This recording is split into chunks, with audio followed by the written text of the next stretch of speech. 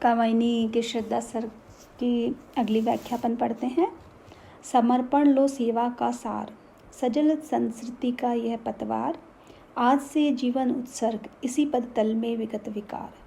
दया माया ममता लो आज, मधुरिमा लो अगाध विश्वास। हमारा हृदय रत्न निधि स्वच्छ, तुम्हारे लिए खुला है पास। बनो संस्कृति के मूल रहस्य, तुम्ही से फैलेगी यह बेल। विश्व भर सौरभ से भर जाए, सुमन के सुंदर खेल।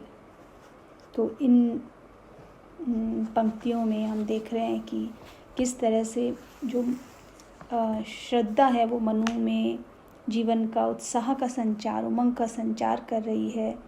और मनु के प्रति श्रद्धा का जो कथन है वो किस तरह से उसमें उत्साह का, जीवन मार्ग का संचार कर रहे हैं। श्रद्धा कहती है कि तुम्हें जीवन में सहयोगी की आवश्यकता है ताकि तुम सृष्टि यज्ञ करने में सफल हो सके। सृष्टि यज्ञ का मतलब वो अपने जीवन कर्म में, और इस कार्य के लिए मैं तैयार हूँ। मैं तुम्हारी सेवा करने के लिए अपना सारा जीवन समर्पित करती हूँ।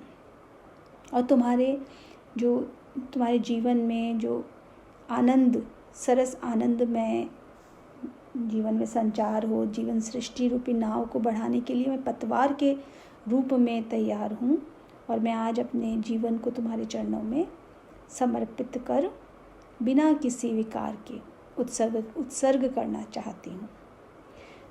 तो उसमें जो श्रद्धा है वो अपने किस तरह से अपना जीवन, अपना कर्तव्य निभाते हुए कह रही है कि मैं तुम्हारे समक्ष आत्मसमर्पण कर रही हूँ। सेवा के भार से सेवा भावी होकर, जो मुझ में मूल तत्व सेवा का है वो सेवा भावी होकर पतवार के रूप में इस संसार रूपी जो सागर है, मैं तुम्हारी जीवन नौका में एक पतवार की तरह उसे आगे ले जाना चाहती हूँ। और आज से मैं तुम्हारे पद तल, मतलब तुम्हारे चरणों में से अपने आप को विगत विकार, मतलब शुद्ध हृदय से बिना किसी विकार के समर्पित करती हूँ।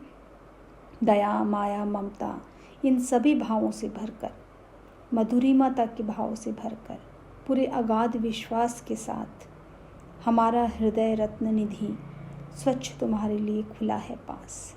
तो कह रही मैं तुम्हें किस तरह से सहर्ष होकर, जो आज मेरा जो हृदय रूपी निर्मल सागर है वो तुम्हारे लिए सब तरह से उद्घाटित है। तुम इससे अमूल्य रत्न रूपी उदात्त भावों को स्वेच्छा से ग्रहण कर सकते हो। तो बनो संस्कृति के मूल रहस्य, तुम्ही से फैलेगी वह बेल। आगे वो कहती है कि जो जल प्रलय के बाद संसार में जो तुम ही एक ऐसे हो जो इस मूल पुरुष हो, जो इस सृष्टि, जो ये मानव जाति की बेल को आगे बढ़ा सकते हो। विश्व भर सौरभ से भर जाए, सुमन के खेल लो सुंदर खेल। जो तुम्हारे यश से सारा विश्व, सौरभ मतलब यश की सुगंध से सारा जो विश्व है वो भर जाए, सब तरफ तुम्हारी यश की सुगंध फैल जाए। सुमन के खेलों सुंदर खेल, इस तरह तुम सुंदर खेल का मतलब वो सुंदर कार्य करो। अपने उदार मन के साथ में तुम इस तरह से जो मानव की सृष्टि को इस तरह से फैलाओ कि निराश का त्याग करो और इस संसार में नवीनता का, आनंद का, मंगल का संचार करो। और इस तरह से इस जीवन में सुंदर कार्य करो। आगे के पद हम देखते हैं कि देव असफलताओं का ध्वंस, प्रचुर उपकरण जुटाकर आज पड़ा है बन मानव संपत्ति। पूर्ण हो मन का चेतन राज, चेतना का सुंदर इतिहास। अखिल मानव भावों का सत्य विश्व के हृदय पटल पर दिव्य अक्षरों से अंकित हो नित्य। तो यहाँ जो एकाकी मनु के जीवन में श्रद्धा उत्साह का संचार कर रही है, सहचरी बनने का प्रस्ताव दे रही है, मनु से अपने जीवन में किस तरह से संघर्षशील होने, कर्तव्यनिष्ठ बनने का आग्रह कर रही है, उसी क्रम में वो कहती है कि अपनी असफलताओं के कारण ही जो देव संस्कृति है उसका ध्वंस हुआ, विनाश हुआ।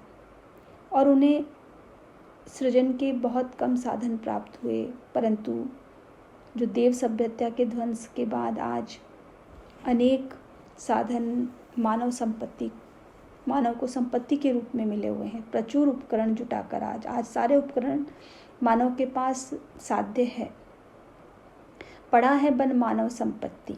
उन्हीं साधनों के सहारे हमारे जो मन के संसार को प्रतिष्ठित करने वाले हैं कि जब तक कहें कि पूर्ण हो मन का चेतन राज, जब हमारे मन में चेतना जागेगी, चेतना का राज होगा, तभी मानव ने जो भी उपकरण जुटाए हैं उस उपकरणों से, उस चेतना से वो सुंदर इतिहास लिख सकेगा। अपनी जो अंदर की इच्छा है उसी इच्छा से चेतना का सुंदर इतिहास लिखा जा सकता है। अखिल मानव भावों का सत्य, कि जिससे मानवीय भावनाओं का सत्य जिसमें निहित है, उन मानवीय भावनाओं के सत्य को वो इस संसार के हृदय पटल पर अलौकिक अक्षरों में जो मानव के भाव हैं, उन भावों की सृष्टि होती है, जिससे मानवता का जो इतिहास बनता है उसे उदात्त और गौरवपूर्ण बनाए रखने में अपना कर्म कर सकता है। तो विश्व के हृदय पटल पर दिव्य अक्षरों से तात्पर्य हुआ कि जो मानवीय भाव है, जो आध्यात्मिक भाव हैं, उन अलौकिक अक्षरों से निर्मल हृदय के साथ में उन ऐसा इतिहास लग सकता है सुनहरे अक्षरों में, जो कि गौरवपूर्ण रूप में होगा। तो इसमें बताया कि किस तरह से मानव सभ्यता के विकास में जो देव सभ्यता के जो अवशिष्ट उपकरण जो सहायक बताए गए हैं, कि उससे तुम सीखो, जो इतिहास में गलतियाँ हुई हैं, त्रुटियाँ हुई हैं, उससे तुम सीख के नए जो सभ्यता का निर्माण कर सकते हो। और अब अगला पद हम देखें। विधाता की कल्याणी सृष्टि सफल हो इस भूतल पर पूर्ण, पटे सागर बिखरे ग्रह पुंज और ज्वालामुखियाँ हो चूर्ण, उन्हें चिंगारी सदृश सदर्प कुचलती रहे खड़ी सानंद, आज से मानवता की कीर्ति अनिल भूजल में रहे न बंद। तो इसमें मनु के निराश मन को नूतन सृष्टि के निर्माण के लिए किस तरह से उन्हें उत्साहित कर रही है। यशोदा मनु से कहने लगी कि विधाता की मंगलमयी जो मानव सृष्टि है वो किस तरह से इसे पूर्ण बनाना है, कि चाहे समुद्र पट जाए, चाहे नक्षत्र समूह बिखर जाएं, चाहे ज्वालामुखियाँ हैं वो चूर्ण हो जाएं, फट जाएं, संसार में सब तरफ कितना ही प्रचंड जो प्रलय आ जाए, परंतु मानव सभ्यता उन्हें चिंगारी के समान दर्प से कुचलती रहे और आनंद पूर्वक जीवन यापन करती रहे। यानी कितने भी तूफान आए, कितने भी ज्वालामुखियाँ आए, लेकिन जिस तरह चिंगारी को साहसी व्यक्ति पैरों से मसल डालता है, उसी प्रकार मानव सभ्यता भी सभी बाधाओं को रौंद कर आगे बढ़ती है। तो यानी मानव सभ्यता है वो निरंतर चलती रहती है, चाहे कोई भी सृष्टि का प्रलय हो, उन प्रलय से वो डरती नहीं है। और नूतन सृष्टि का निर्माण प्रारंभ करने से मानवता का यश वायु, धरती, आकाश, जल सभी तरफ फैलता है। मानवता का यश इन सब के ऊपर प्रसार करता है। यानी मानव सभ्यता जो है अनिल भू जल में रहे न बंद, इन सब में बंद नहीं रहता, इन सब से भी ऊपर रहता है और अपना निर्माण करता है। वो सबसे ऊपर रहने का मतलब इन सब से प्रभावित नहीं रहता है, चाहे जल प्रलय हो, चाहे वायु प्रलय हो, चाहे भूस्खलन हो, किसी भी प्रलय से वो डरता नहीं है, रुकता नहीं है और आगे बढ़ता रहता है। तो इसे मनुष्य के संघर्षशील प्रवृत्ति की ओर मानव सभ्यता के निरंतर आगे बढ़ते रहने की मंगल कामना श्रद्धा ने यहाँ की है। अब इस श्रद्धा सर्ग के अंतिम पद के रूप में हम पढ़ रहे हैं कि विश्व की दुर्बलता बल बने, पराजय का बढ़ता व्यापार, हंसाता रहे उस सविलास शक्ति का क्रीड़ामय संचार, शक्ति के विद्युत कण जो व्यस्त विकल बिखरे हैं हो निरुपाय, समन्वय उसका करे समस्त विजयिनी मानवता हो जाए।